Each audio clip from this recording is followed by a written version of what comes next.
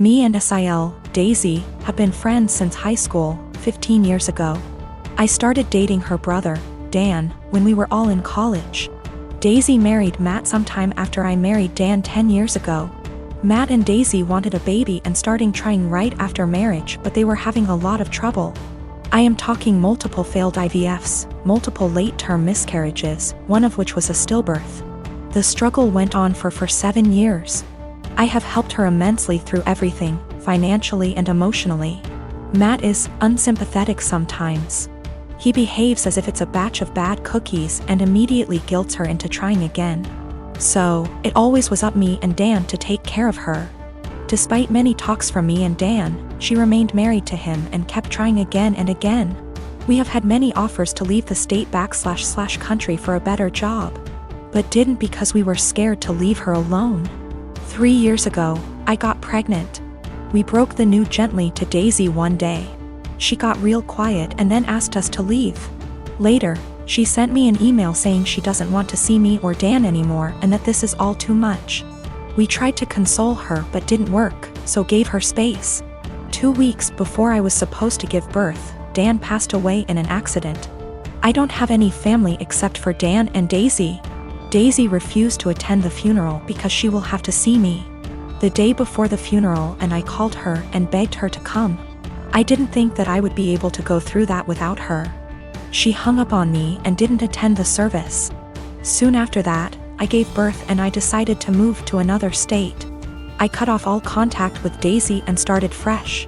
Now, me and my daughter are very happy and we are enjoying a comfortable life. She attempted to contact me once I moved away, but I ignored her. 2 weeks ago, she called from an unknown number and said she desperately wanted to talk to me. Turns out she finally got pregnant, had a baby boy who passed away 5 days after being born in NICU. Matt is also leaving her and screwed her over because of the prenup. She is basically broke and homeless days after losing a child. I just said okay. She then asked, "Are you really not going to say anything? You are really not going to help?" I pretty much said, "I don't care about you. I don't care about your life. I don't care about Matt. I don't care that your baby died. Just leave me and my daughter alone." And then hung up. Since then she has been sending me multiple emails and VMs stating how awful I am and how heartless and how much Dan would be disappointed. I continue to just ignore everything. I am not going to have any sympathy or help her in any way. 2 years ago my house burnt to the ground after being struck by lightning. Thankfully it was during the day, so our 3 kids were at school and my husband and I were at work. We lost everything, but we were safe. It took almost 11 months for the insurance to pay out. The insurance covered 1 month worth of hotel stays, but after that we were made to fend for ourselves, and the only option we had was to move in with my SIL. She tells us we can have her spare room and her office space. Since she used neither of the rooms and her stipulations was we needed to purchase all of our own food and pay her $100 a week. By week 3 all of that changed. She then decides we need to pay her $250 a week and we can only use 1 room. So all 5 of us were crammed into the smallest room she had, which was the size of a glorified closet space and didn't even fit a twin bed and a small dresser. So we lived out of trash bags and slept on the floor for close to $1,000 a month some months, and still had to purchase all of our own food, despite her claiming my children on her food stamps. She also had no bills outside of her land tax, $450 a year, electric and heating oil, which she hardly ever filled. So we were essentially paying her so she could do leisure activities. It was the worst 8 months of my life. 3 months ago my grandmother decided that she wanted to go to assisted living after a fall and transferred the deed of her house to me, and basically said it was mine now. It is a 5-bedroom farmhouse. My boys insist on sharing a room, so we have 2 extra bedrooms.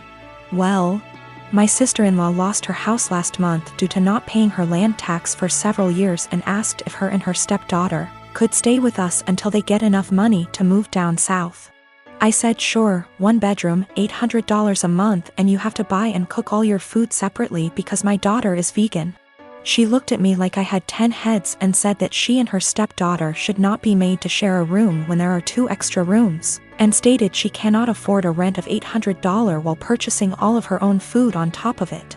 I said, neither could we, but we managed to cram 5 people into a glorified closet space while you were getting $1,000 and food stamps. Take it or leave it. She decided to leave. One of my best friends lives in a different country. We met years ago online and have talked almost daily to what is approaching a decade.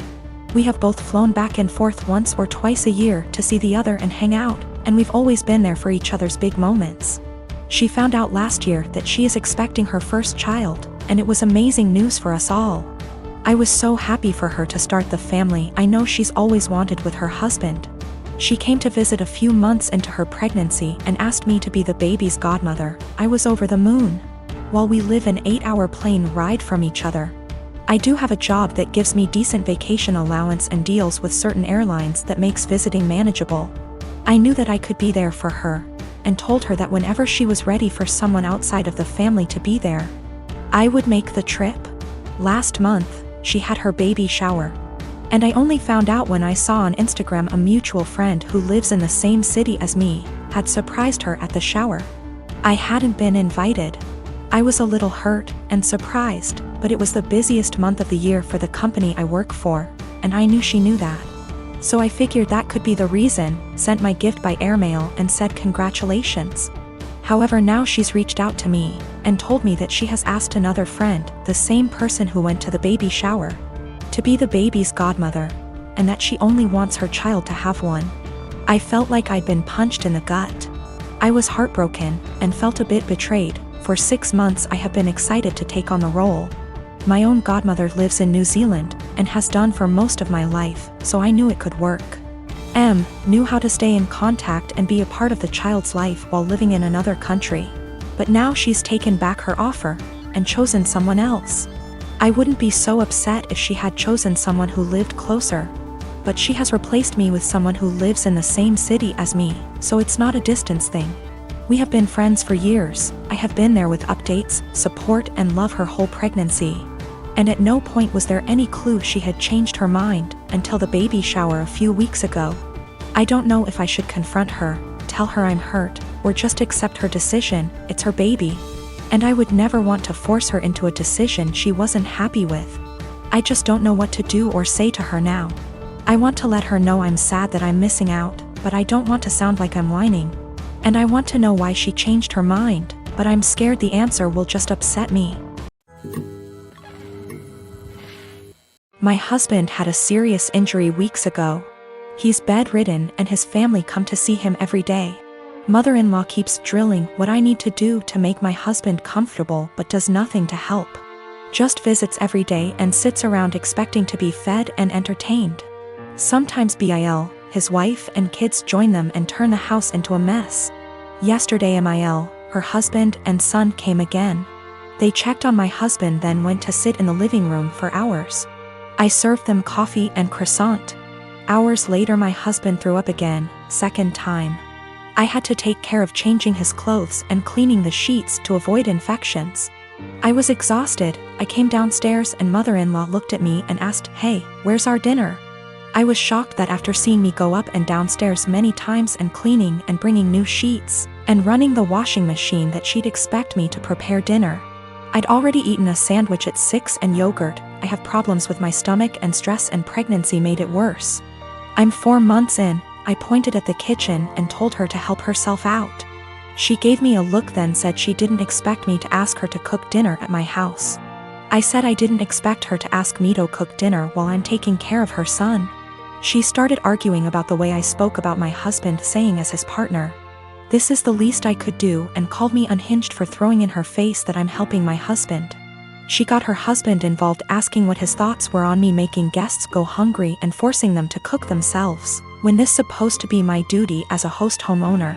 Father-in-law said they could order food and call it a day and yelled at my younger brother-in-law to stop playing on his phone and order food, but mother-in-law got mad and lashed out criticizing me saying I wasn't up to the challenge of taking care of my home and my guests like an adult. I lost it on her and told them to leave since she kept yelling, disrupting my husband's sleep. She left after saying she felt sorry for her son and grandbaby with an aggressive wife and a mother like me. She told everyone, and my older brother-in-law said he understood I'd a lot on my plate, but lectured me about how I should have respect for his mom, who was a guest, repeatedly saying if that was his wife she wouldn't have acted this way, and that I shouldn't use taking care of my husband against them. He asked me to apologize, but I didn't.